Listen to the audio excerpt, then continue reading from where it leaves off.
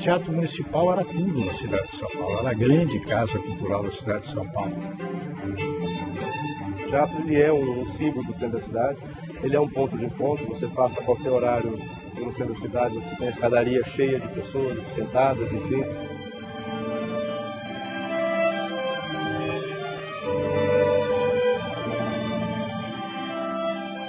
Coisa tão bonita a gente saber que o Municipal de São Paulo é esta beleza.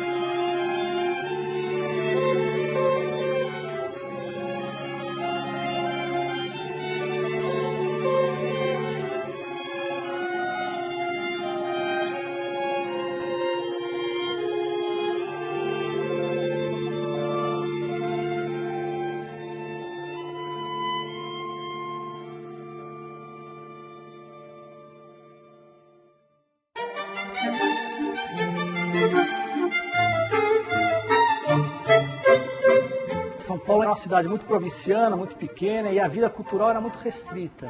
Havia um ou outro teatro, mas é no fluxo do crescimento da cidade, por causa do café, que a vida cultural cresce um pouco. A ideia do teatro surge um pouquinho, você precisar de um teatro que de alguma maneira seja um ponto de encontro da vida cultural da cidade. Então o teatro seria, né, colocado no centro da cidade, seria um símbolo também desse crescimento e dessa modernidade, enfim, que São Paulo estava começando a querer ser símbolo, né?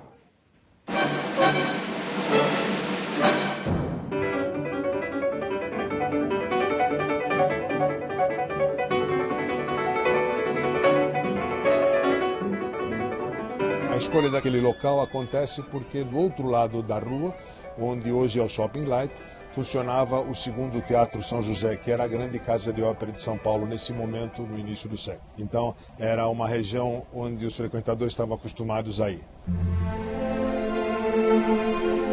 Foi muito importante a construção do Municipal em termos urbanísticos, porque possibilitou que São Paulo crescesse para o outro lado do Viaduto do Chá, extrapolando o triângulo, que era o reduto elegante da cidade, feito ali pelas ruas São Bento, Direita e 15 de Novembro. Era uma área que estava começando a se urbanizar no final do século XIX e marca, portanto, a passagem da cidade em direção à região do Aroche, a região de Higienópolis, Consolação, Campos Elíseos, Santa Ifigênia.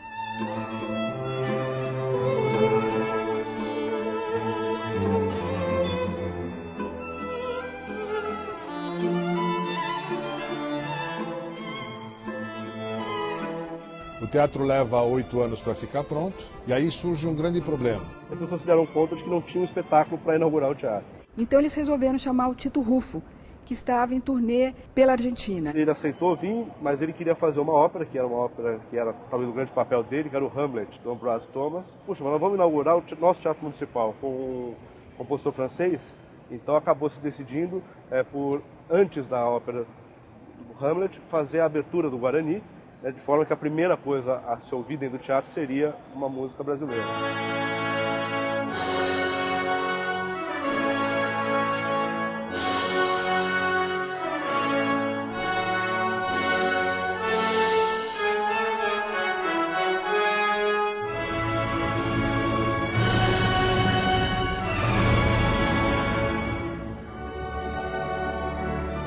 O teatro abriu, depois de 2 horas de discursos emocionados, com a abertura do Guarani, depois da qual se encenou a ópera. Só que o Hamlet era uma ópera muito longa, ela tinha 5 atos, já era quase 1 hora da manhã e a ópera não tinha acabado ainda. Eles acabaram, por isso, cortando o epílogo do Hamlet. E essa inauguração marcou o primeiro imenso congestionamento da cidade. Dizem que São Paulo parou, porque os convidados chegavam nas suas carruagens e não era de bom tom você saltar ali na esquina e resolver ir entrar a pé. A inauguração do Teatro Municipal ontem à noite foi um encanto que não encontra palavras que o descrevam. Festa da civilização de um povo vinculada a um belo monumento de arte que de hora em diante fulgirá com toda a beleza das suas linhas num majestoso anfiteatro do centro da capital. Ela assumiu as proporções de um verdadeiro sucesso, pondo em evidência o adiantamento de nossa cultura. Da macieza voluptuosa dos cetins em decote e da negrura das casacas, emoldurando pentilhos de impecável brancura, vinha uma nuvem hierática de graça que se espalhava no ar balsâmico do recinto. É quase materialmente impossível dar uma relação completa e fiel de todas as pessoas que assistiram à inauguração do Municipal. Todavia, conseguimos tomar nota da maior parte dos espectadores.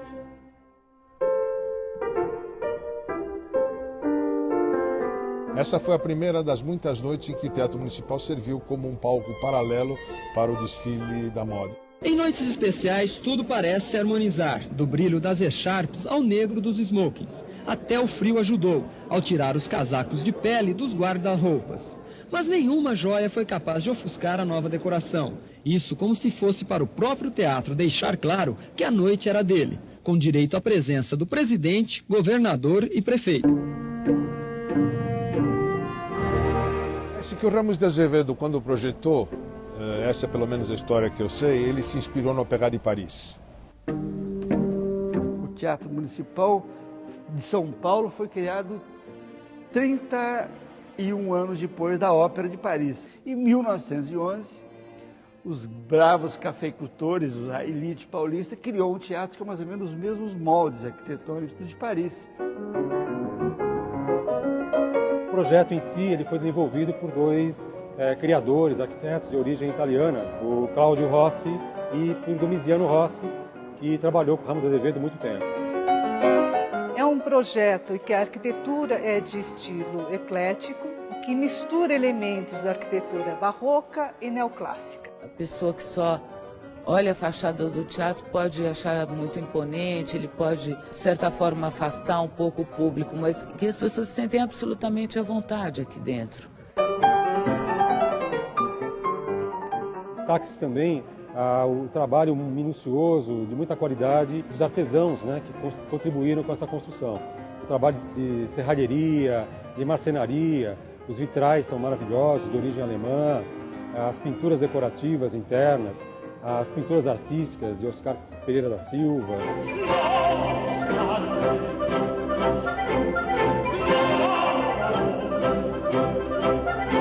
O Municipal, quando surgiu, ele reinava sozinho aqui nessa esplanada. E na esplanada do Vale do Anhangabaú era a grande referência, um cartão postal da cidade. Um grande vale que cria um arejamento nesse traçado urbano, em parte colonial, em parte do século XIX, de ruas estreitas, com prédios muito altos.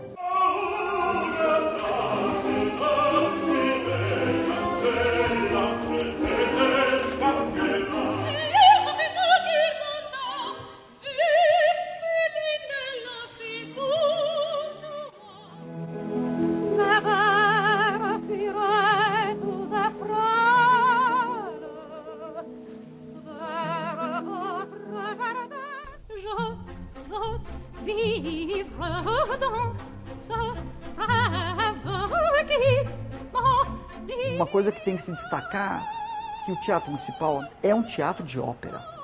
Ele foi construído para isso. Os grandes nomes vieram a São Paulo.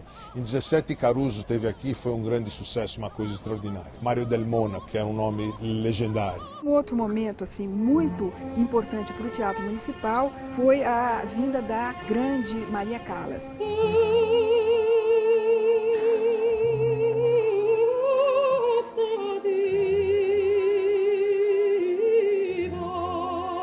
A ópera tem esse potencial, na verdade, de mexer com a emoção de uma maneira muito profunda, de uma maneira muito espontânea ao mesmo tempo. As torcidas da Maria Callas e da Renata Tebaldi, que eram as grandes rivais da época, brigando aqui na frente do teatro, discutindo, passando aqui pelo Virando do Chá, conversando, não, ela é melhor, o agudo dela é melhor, é mais interessante, o legato, enfim. Na ópera havia uma certa torcida na ópera. Grupos defendiam determinados cantores que eram, digamos assim, quase popstars daquele tempo, não é? E se sabia que certas áreas eram difíceis. E quando o cantor então chegava naquela área, o público começava a aplaudir, gritar bravô e tal, até para encobrir determinadas falhas que pudessem acontecer.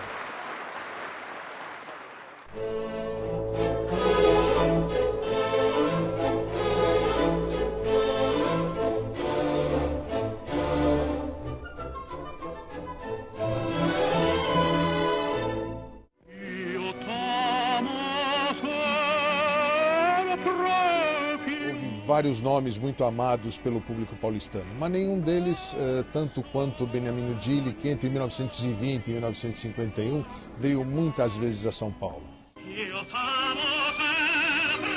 Sua voz era muito conhecida, se tocava no rádio, todo mundo tinha discos. Fala-se muito de uma temporada que foi a temporada de 51 do Teatro Municipal, que foi uma temporada que viu nesse palco Maria Callas, Renata Tebaldi, Mário Del Mônaco, Mário Filipeschi, Tita Ruffo, quer dizer, grandes cantores, grandes artistas que vieram nesse ano para cá e fizeram aqui o que de melhor se fazia em termos de ópera naquele momento. Quer dizer, o teatro não deixava a desejar nenhum teatro italiano, até porque eram as companhias italianas que vinham para cá. São Paulo, comoção de minha vida. Meus amores são flores feitas de original.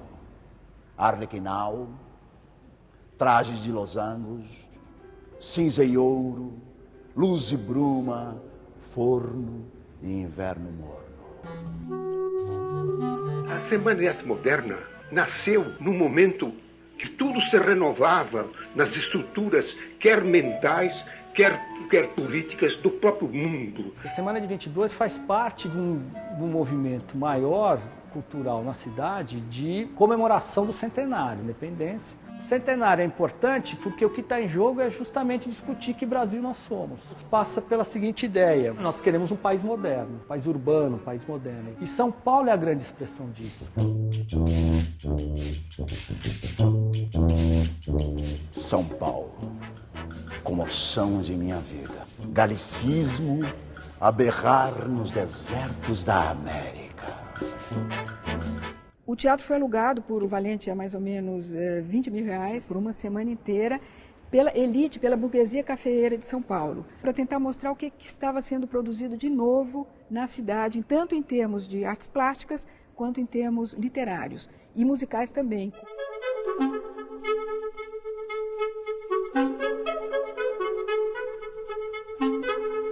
O hall, o saguão de entrada do Municipal, se transformou num museu onde foram expostas obras de artistas como Anita Malfatti, Brecheret, de Cavalcante, que causaram espanto. O que mais me incomoda é o excesso de amarelo que dá ao homem um tom por demais bilioso. No palco também se repetiram espetáculos, leituras de Oswaldo de Andrade, Mário de Andrade, Menotti Del Picchia, que chocaram também aquela plateia acostumada com aqueles versos então parnasianos convencionais. Queremos luz, ar, ventiladores, aeroplanos, reivindicações obreiras, idealismos, motores, chaminé de fábricas, sangue, velocidade, sonho na nossa arte. A terceira noite, quando houve uma apresentação do Vila Lobos, que entrou no palco de chinelos, porque ele estava com um problema ali no pé. Os estudantes da Faculdade de Direito do Lago São Francisco, eles atiraram batatas, tomates e tudo no palco, protestando contra aquilo que não era tido como arte. A Semana de 22 veio quebrar paradigmas, ela veio romper com aquela arte tradicional e consagrada. Sentimentos em mim do asperamente dos homens das primeiras eras. As primaveras de sarcasmo intermitentemente no meu coração arlequinal. Sou um tupi, tangendo um alaúde.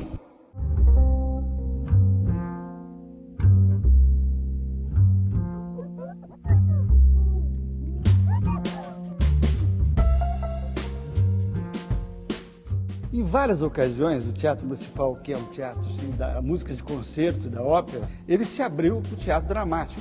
A ovelha pronta para o sacrifício. Ela sabe balir, ela sabe falar. Eu era sócio permanente do Municipal. Vi tudo. Eu acho que foi o Municipal que me influenciou de ver espetáculos, de ver museus, de ver tudo isso, o TBC que me levou, o Décio que me levou para o TBC, e ver companhias de teatro, ver tudo isso. Então, são quase 65 anos que eu vi teatro, vendo teatro. Sou o teatro brasileiro, da vida o espelho verdadeiro.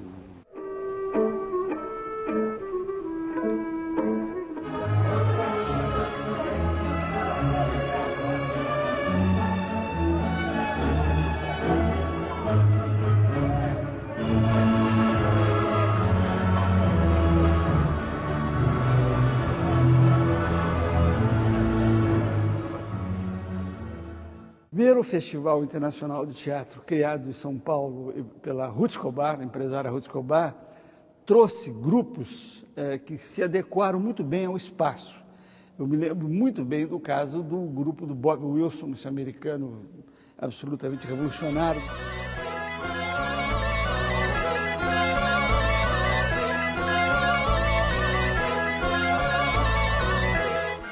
Eu vi coisas que modificaram o meu trabalho, né? Foi o Bob Wilson.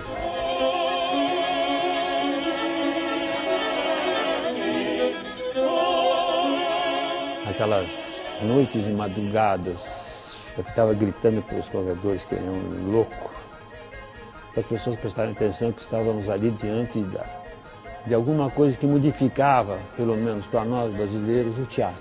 Lilian Leberts e eu, nós nos propusemos a produzir um Beckett, um Esperando Godot. Depois de uma carreira de 1 ano e meio, quase 2, nós fizemos o grande encerramento da nossa temporada com Esperando Godot, do Beckett, aqui, nesse espaço cênico sagrado, no Teatro Municipal de São Paulo, lotadinho, com gente até as galerias, aplaudindo em cena aberta. Perspectivas risonhas. Vamos embora! Não podemos! Por quê? Estamos esperando Godot! Ah, é mesmo? Meu nome é Eva Vilma, mas se você quiser pode me chamar de Vladimir. A essa altura o personagem e eu já estamos misturados. Anos difíceis, 1977, direção de Antunes Filho, que dizia no programa da peça que o nosso Esperando Godot era esperando a democracia. Nós estamos na Praça Ramos Azevedo, este é o cenário de São Paulo e aqui estão concentrados os artistas. Por que a greve, Fernanda Montenegro? A greve, que pela primeira vez está sendo feita, infelizmente, no teatro brasileiro, é contra a censura a favor da cultura. E explicamos. Dia a dia, determinados problemas com a censura vem tomando um caráter de maior dificuldade para um diálogo.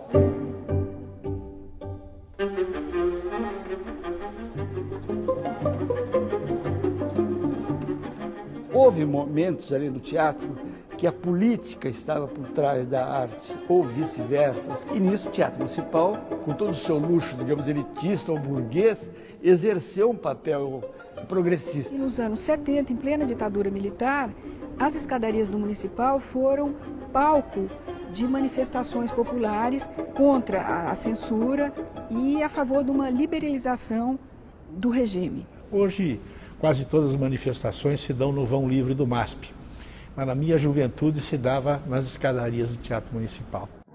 Deste momento em diante, nós estaremos aguardando ansiosamente as medidas que o senhor ministro Gane Silva prometeu tomar em favor da intelectualidade e da cultura brasileira. Estamos confiantes na sua promessa. Ele nos disse e nos afirmou que o teatro, a partir deste momento, é livre. A fim de que o teatro, o cinema, todos os artistas brasileiros possam criar em paz. E não só as escadarias foram usadas de uma forma absolutamente democrática, como também internamente. Em plena ditadura militar, foi instituído o mês do teatro, onde se apresentavam peças absolutamente de vanguarda e de resistência, como, por exemplo, a Valha na Carne, do Plínio Marcos, o Macunaíma, do Antunes Filho, e por aí vai. Mais ou menos nesses anos difíceis para nós, Roger Planchon, diretor francês, um dos grandes diretores de teatro da França da época, esteve em São Paulo com um espetáculo. E antes de começar, ele foi à boca de cena e disse que lamentava que naquela noite que eles iam estrear, havia um homem de teatro brasileiro detido. Eu acho que era o dramaturgo César Vieira. Aí isso criou uma situação, uma saia justa, porque um francês importantíssimo, com a chancela da embaixada francesa, foi lá e pôde dizer isso. Aquilo para nós todos foi um grande alívio, né? Eu tomei realmente a decisão drástica de não mais fazer teatro no Brasil enquanto existir censura. Não, eu prefiro esquecer que sofri.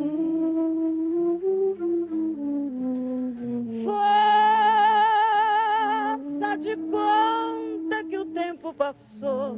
Mas não é por ele que vine e de moço me bastou.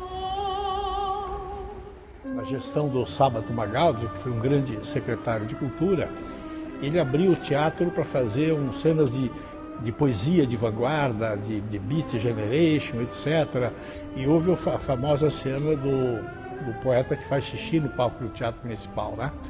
E o Sábato Magaldi quase perdeu o cargo de secretário por conta disso. É uma tentativa, né, de popularizar um pouco mais essa arte tão expressiva para todos nós. Muito obrigado.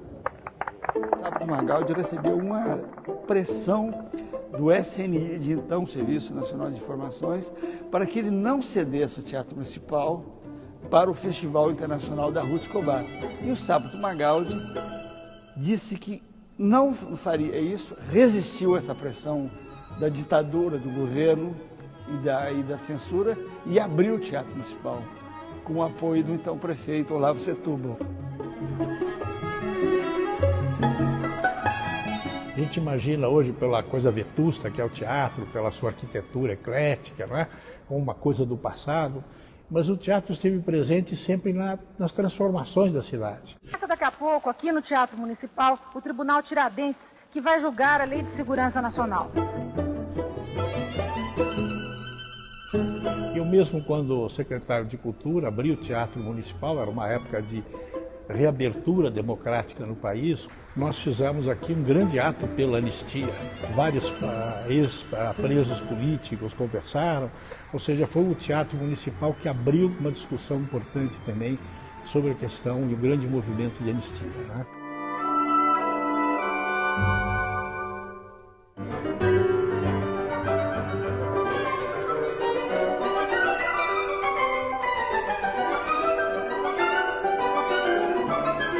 Isso é uma característica que o teatro tem desde o início, ser um ponto de encontro, ser uma referência do centro da cidade. Isso vale até hoje, né? As escadarias do teatro até hoje são um ponto de encontro do centro da cidade, né?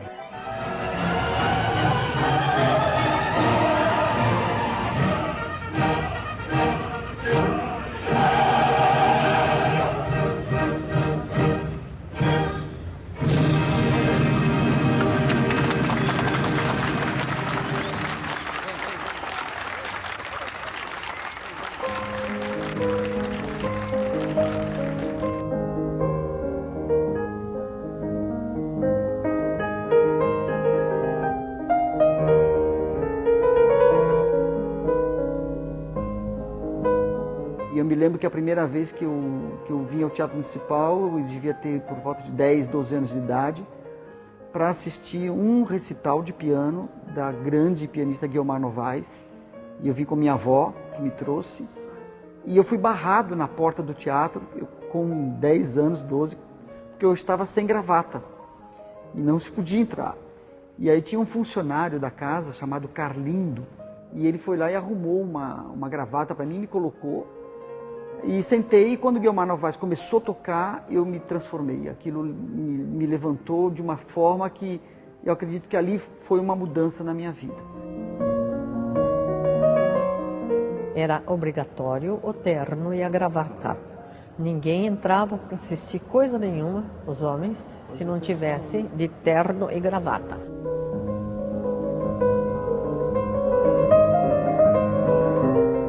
Eu me lembro que nós punhamos a roupinha de festa de fim de ano da escola, assim, vestidinho branco.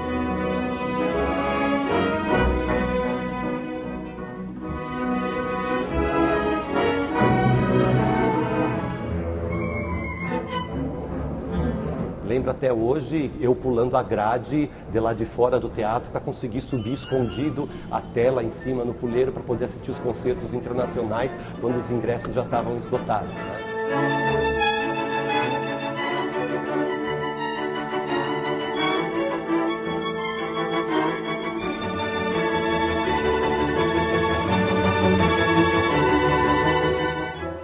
Nós ficávamos ali na porta de entrada, na escadaria, nós todas unidas, quietinhas, o público entrando, a gente se fazia de frequentador, assim, muito chique, mas a gente aguardava todo mundo entrar, porque o porteiro, depois que todo mundo entrava, ele via que já estava tranquilo, ele só fazia assim. E aí nós entrávamos. Eu não posso homenagear o Teatro Municipal se não homenagear uma pessoa, um funcionário. Foi lindo. Ele era porteiro e deixava a gente entrar.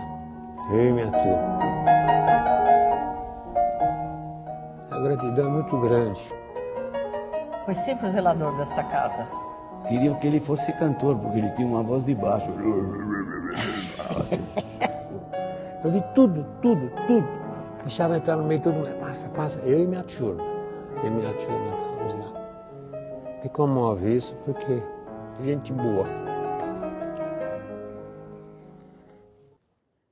Naquele tempo era tudo a maior sociedade que vinha da mulher, tudo de anel, tudo.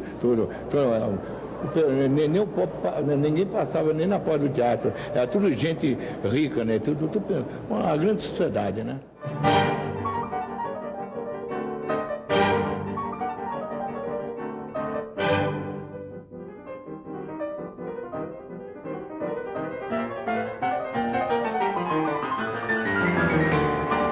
Olha, eu presenciei coisas incríveis, né, nesse teatro, mas uma das grandes experiências minhas, emocionais, foi quando eu trouxe pela primeira vez a Sinfônica Heliópolis, os garotos lá da comunidade de Heliópolis, para fazer a sua primeira apresentação dentro do Teatro Municipal de São Paulo. Era a primeira vez que eles tocavam numa grande sala, numa sala importante.